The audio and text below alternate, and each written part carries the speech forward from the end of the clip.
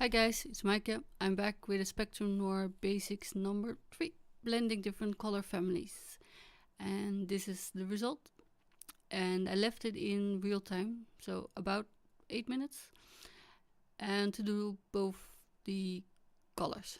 Now, I grabbed a few colors, purple pinks and bright pinks, and greens and yellows. And they're all from different color families. I don't know how well you can see, but you can see I got citrus green 2, citrus 1, yellow, and dull green 4. So they're not just different families, they're also quite far apart. And for the pink one, I got pastel pink 3, that's a very light one, purple 5, PL 5, and bright pink 7. So also quite the jumps in between the colors. What you will need is a piece of acetate or a color block, or acrylic block, anything that's non-porous actually. And then I chose this feather images, which on hindsight was a bit small. But I liked it because I thought, feathers can be kind of any color. It's from Leane Creatief and it's called Doodle Feathers, if it will focus. And you can you can use it to stipple it, or adding different textures on the feathers itself, but I'm just coloring a little piece of it, just to show you how it works, and you don't need to see the whole thing. I might not even finish it, but as always I'm starting with the lightest color, which is in this case PP3. PP. Pastel pink. I'm sorry, that was funny. I'm such a kid. They shouldn't have named it PP. I did it again. Yeah. So the smooth blend, you know how it is. There was Spectrum Noir Basic number 1, how to cover an area to get it saturated and non-stripy. And I'm not turning the paper, so it's a little bit of an awkward angle here and there, but I zoomed in so much, if I turn it I'm afraid I might go out screen. So that's the lightest color. Then I'm going in with the darkest color, and I'm also scribbling the darkest color on the acetate. So that's purple 5, which is also the darkest in the series. And I got it on my hand as well. It's pretty purple. So first, I'm gonna lay out where the shadow will be, and this is where I realized that's not a really big area. I think I meant to do it the other way. I should have done it lengthwise maybe. And then to fade it out, you can see how big that step is. That would never blend into each other. So I'm taking bright pink 7, also quite dark, but I'm picking up the purple 5 and then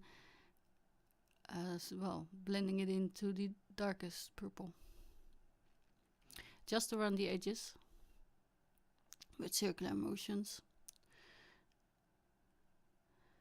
And the more you pick up, the longer it stays darker. The less you put on the tip, the quicker it will go back to its original color. And if you think you didn't get it, sorry, that was chalk, my girl. If you're scared that your nib is still a little bit tainted, you can scribble it off until it comes back to its original color.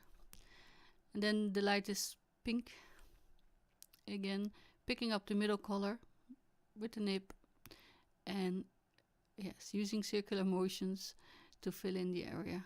And I went outside the lines really badly because it's way too small for me, even with glasses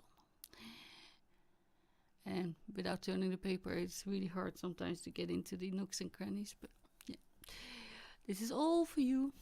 So scribbling it off, you can see it went back to its original color there.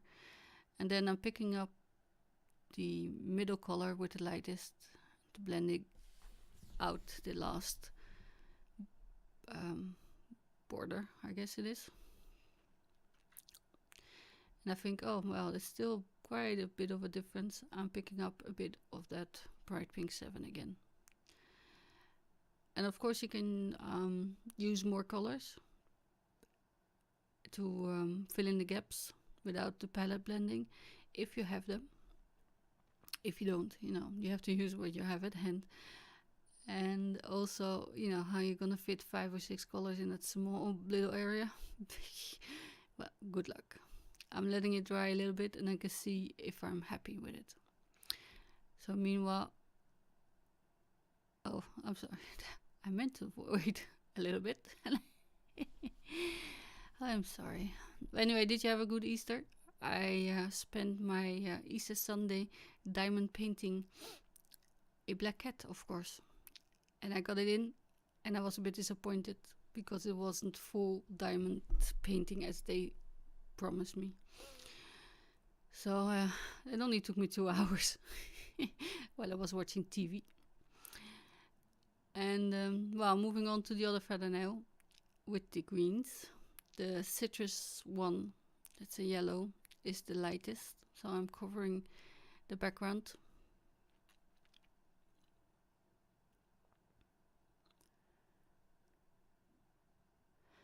I also did some gardening, so it's not like I did 2 hours of diamond painting and nothing else. Also did the laundry and the dishwashing and all that stupid stuff. Also did some mixed media. Oh, I've been busy. So that's the darkest color, which is dull green, number 4, I believe. Yes, no, sorry, number 3. And I'm putting that in the bottom corner. So I'm sorry my hand is in the way, but that's what happens with small images. And I'm putting in the middle color, which is citrus green, which is kind of a yellow green. And I'm picking up the darkest color, just like I did with the purple and the pinks. And yes, circular motions. You can flick it out. I'm showing you here. Just make sure that your edges are a bit raggedy, as I explained in the other videos, because that makes blending easier.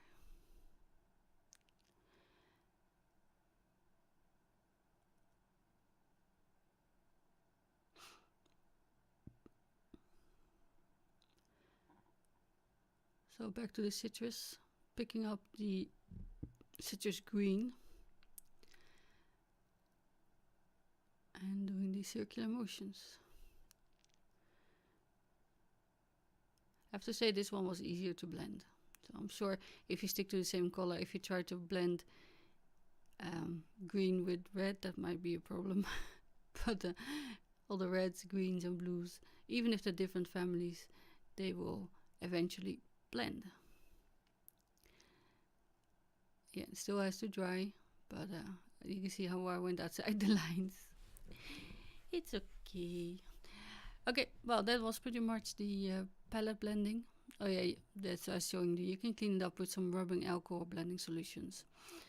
And that's it for today. So I hope you enjoyed it, and I hope you enjoyed the nice weather. It's sunny out, so I'm going to the garden. So bye!